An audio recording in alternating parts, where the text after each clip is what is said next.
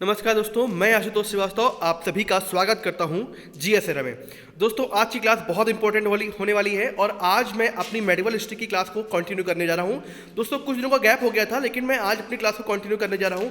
आपको अगर आपने देखा हो ध्यान से, तो आपको मैंने पिछली क्लास में बताया था कि भारत के अंदर कासिम के द्वारा अटैक की जो पूर्व अटैक होता है, उसके पूर्व जो है अरबों का जितने भी आक्रमण होते हैं वो कितने कंटिन्यू आक्रमण होते हैं और वो किस प्रकार से भारत में अटैक करने के लिए अपनी प्लानिंग को काम करते रहते हैं जब तक कि वो सफल नहीं हो जाते।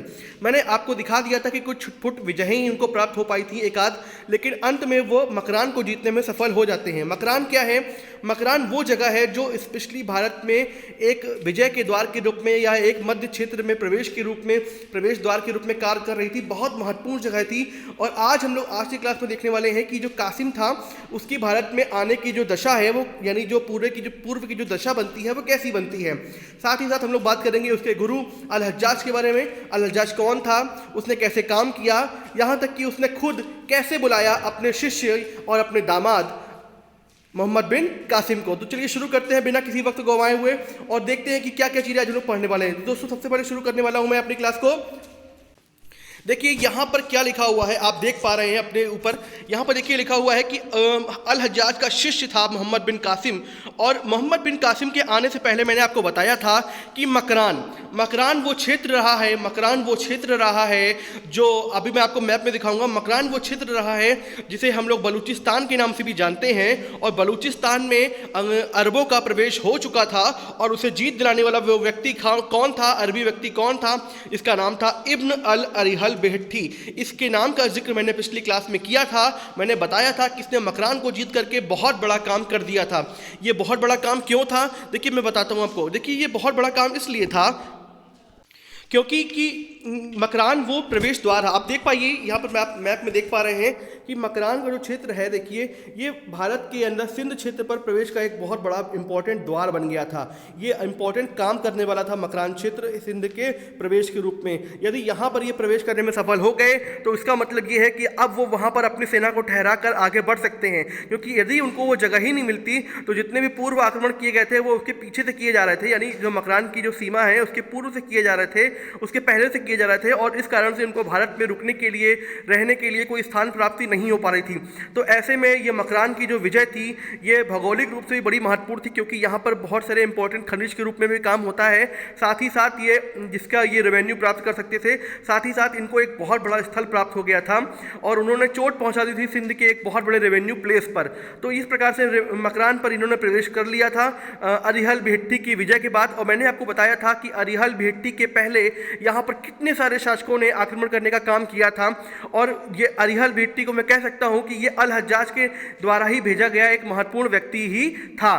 तो अब क्या होता है कि ऐसी स्थिति होने पर जब यहाँ पर अरिहल बेहट्टी पहुँच जाता है, जीत जाता है और उसके बाद जो है ये अरबों का क्षेत्र बन जाता है, तो ऐसे में क्या हो जाता है कि यहाँ पर अल हज्जाज बहुत खुश होता है। अल हज्जाज की खुशी होने का जो रीज़न होता है, तो अल हज्जाज के नेतृत्व में यहाँ पर काम हुआ। देखिए यहाँ पर एक बहुत महत्वपूर्ण चीज़ मैं आपको बताने जा रहा हूँ। होता क्या है कि जब अल हज्जाज ये अरिहल बेहट्टी की विजय हो जाती है तो दरअसल अल हज्जाज प्रयास कर रहा था कि वो भारत के उस महत्वपूर्ण क्षेत्र पर प्रवेश करवाने के लिए जो खलीफा थे, खलीफा वालिद करके, अल वालिद प्रथम करके उनका नाम लिया जाता है, तो अल वालिद प्रथम को वो कन्विंस करने की कोशिश कर रहा था। लगातार उनका प्रयास जारी था कि वो उनको यहाँ पर आक्रमण करने के लिए उनका ध्यान आकर्षित कर सकें। तो इस कारण से उनको जो है उनको क्या बोले, उनको बोले कि उनको वो सहयोग नहीं कर पा रहे थे। मतलब अल खलीफा ये मान नहीं पा रहे थे कि वो यहाँ पर अटैक करने में सफल हो सकेंगे या जीत हासिल कर सकेंगे। ऐसे में जो है हज्जाज को यहाँ पर आक्रमण करने के लिए बड़ा ही महत्वपूर्ण एक छोटी सी जीत की आवश्यकता थी। और इस जीत को मिलने के बाद उसका कॉन्फिडेंस बढ़ जाता है। कॉन्फिडेंस जब वो बढ़ता है तो फिर वो क्या करते हैं, वो तुरंत बात करते हैं खलीफा वालिद से और वो बोलते हैं कि देखिए मैंने यहाँ पर विजय प्राप्त कर ली है और अब मुझे यहाँ पर आप आक्रमण करने के लिए और यहाँ पर जीत हासिल करने के लिए मुझे कुछ सेना प्रोवाइड करें, साथ ही साथ मुझे आप हर प्रकार से एक हेल्प करें, मैं आपकी ही विजय को मैं विस्तारित करूँगा, यानी बढ़ाऊँगा। जिस प्रकार से आपको मैं बताऊँ कि जो उमैयद वंश था, ये जो उमैयद खलीफा थे, क्योंकि खलीफाओं में भी अलग अलग चीज़ रही है, मैं आपको बताऊँगा उनके बारे में भी कि खलीफा भी अलग अलग करके खलीफाओं के वंश आते गए हैं। तो ये उमैयद खलीफा थे अल वालिद। तो अल वालिद जो थे उन्होंने इस बात की स्वीकृति प्रदान कर दी, और क्योंकि वो भी चाहते थे कि उनके यश की जो बढ़ोतरी है वो न केवल उनके जो मक्का के क्षेत्र से पश्चिम की ओर बढ़े बल्कि पूर्वी भारत की ओर भी बढ़े। तो ऐसे में उन्होंने इसके लिए सपोर्ट कर दिया, और साथ ही साथ क्या हो गया यहाँ पर अब जो है अल हज्जाज को अपने खलीफा का पूरी तरीके से समर्थन प्राप्त हो गया था। अपने खलीफा का समर्थन प्राप्त करने के बाद अल हज्जाज क्या करते हैं, अल हज्जाज एक बहुत ज़बरदस्त काम करते हैं। देखिए अल हज्जाज करते क्या हैं कि अल हज्जाज अपने 2 सेनापति तैयार करते हैं। देखिए आप देख पा रहे होंगे अल हज्जाज अपने 2 सेनापति तैयार करते हैं, और दोनों सेनापति को लेकर के देखिए एक पहला उनका सेनापति होता है उबैदुल्ला। क्या नाम होता है उनका? उबैदुल्ला। तो वो उबैदुल्ला को तैयार करते हैं, और उबैदुल्ला अपनी सेना के साथ उसी क्षेत्र पर अटैक करने की कोशिश करता है, यानी मकरान से आगे बढ़ने की कोशिश करता है।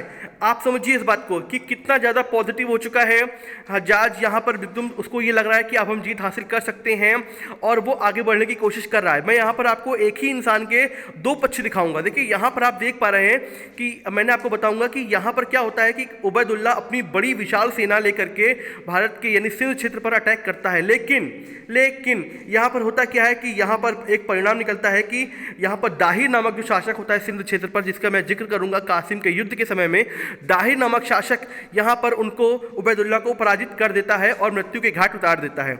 ऐसी स्थिति पर यहाँ पर हज्जाज निराश नहीं होता, और तुरंत ही कुछ समय के पश्चात ही वहाँ पर बुदैल या बुदैला नामक एक और सेनापति को अपने भेजता है वहाँ पर, और वो फिर उसी दुगनी पावर के साथ वहाँ पर पहुँचता है।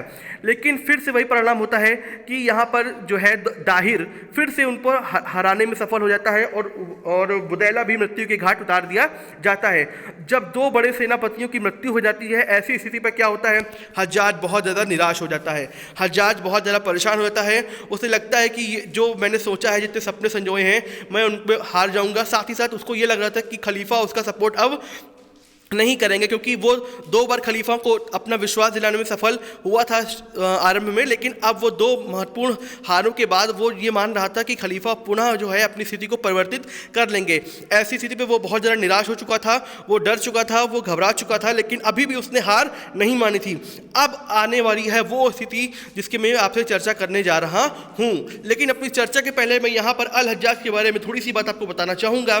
जैसा कि मैंने अपनी बातों में आपको बताया, मैं फिर से बोलता हूँ कि अल हज्जाज एक इराकी मूल का व्यक्ति था।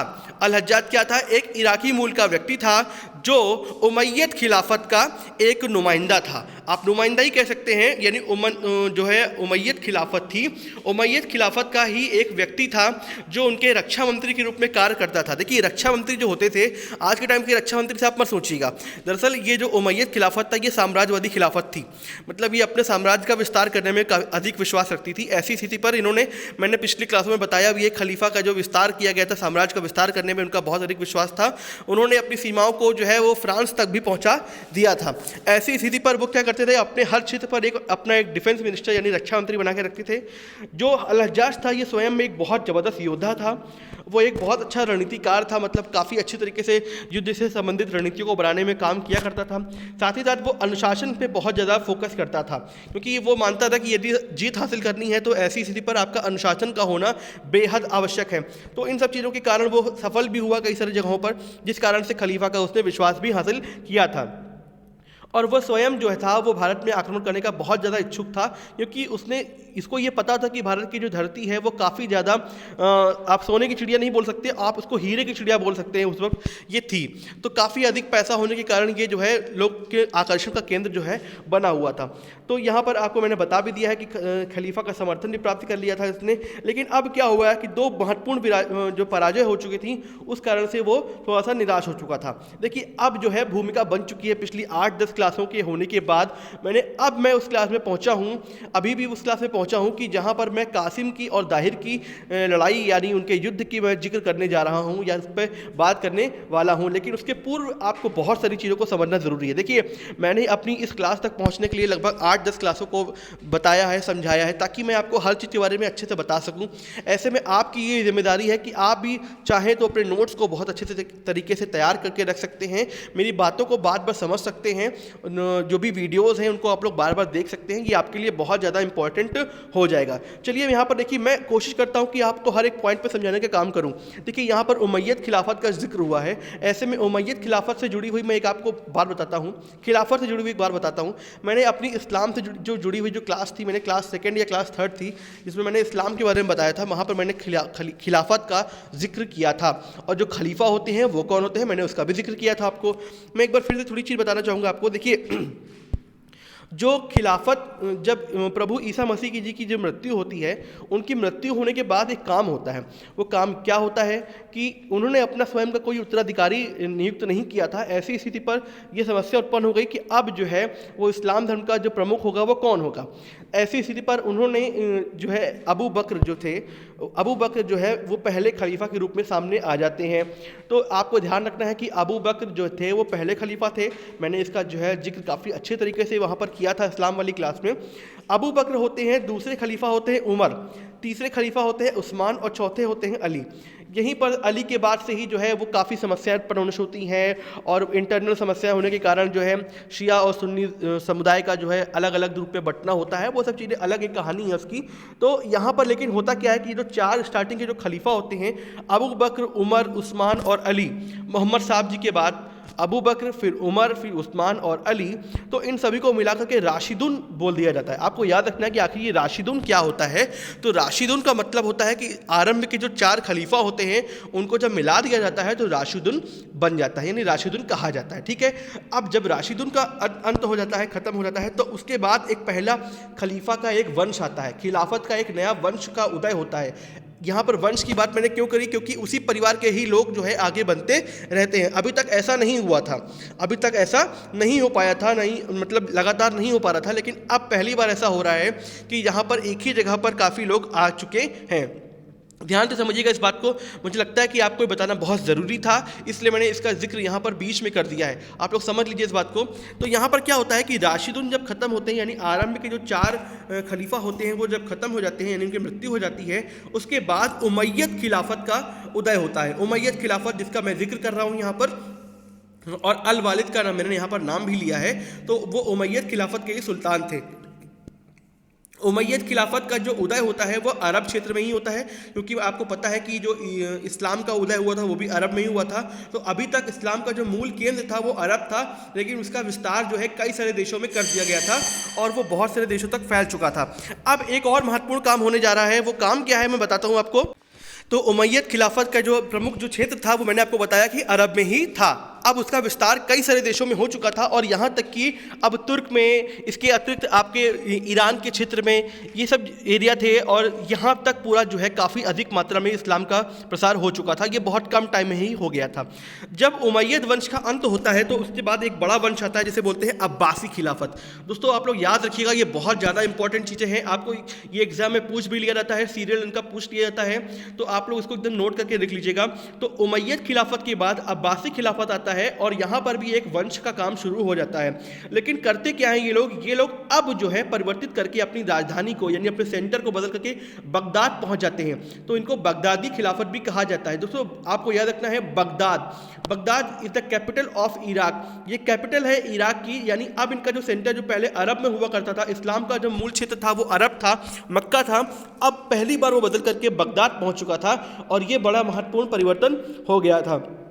अब्बासी खिलाफत जो है वो काम करता है काफ़ी वर्षों तक। यहाँ पर मैं इतना डिटेल में नहीं बता रहा हूँ आपको, काफ़ी वर्षों तक अब्बासी खिलाफत काम करता है, और उसके बाद इसकी ही कुछ शाखा जो है वो बदल जाती है, कुछ जगहों पर पहुँच जाती है।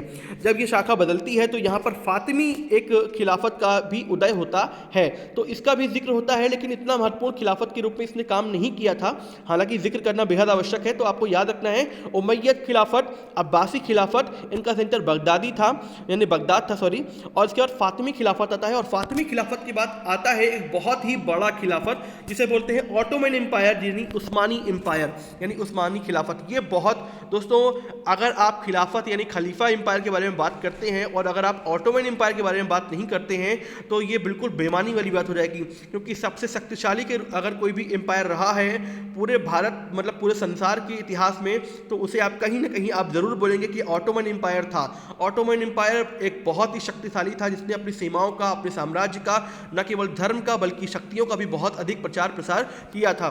तो इसके बारे में मैं जिक्र करूंगा। और इन्होंने क्या किया था, इन्होंने अपना सेंटर जो था, जो मेन जगह थी, वो तुर्क में बना ली थी। तो अब देखिए, आप समझिए कि कहाँ कहाँ पर परिवर्तित हो रहा है, यानी धर्म जो है, यानी इस्लाम धर्म जो है वो कहाँ कहाँ पर फैल चुका है और अब जो है ये तुर्क में पहुंच चुका है। तो ये मैंने ओवरऑल आपको बता दिया है। आप ये मत सोचिएगा कि यहाँ पर इसका जिक्र क्यों किया गया है, क्योंकि मैंने उमैयद वंश, उमैयद खिलाफत के बारे में बात कर रहा था, तो मैंने यहाँ पर आपको ये शॉर्ट में बता दिया है। तो इस बात को आप लोग समझिएगा। देखिए, एक चीज़ और बताना बेहद आवश्यक है कि 1924 में, अब मैं आपको एक बात बताता हूं कि भारत के इतिहास में, यानी जो स्वतंत्रता संग्राम है, उसमें भी इस ऑटोमन एम्पायर का बड़ा महत्वपूर्ण काम है। अब आप सोचेंगे कि आखिर इसका क्या काम है, जिसको पता है वो शायद जानता भी होगा कि इस भारत के खिलाफत में, यानी स्वतंत्रता संग्राम के जो आंदोलन हुआ था, उसमें भी खिलाफत आंदोलन शुरू होता है।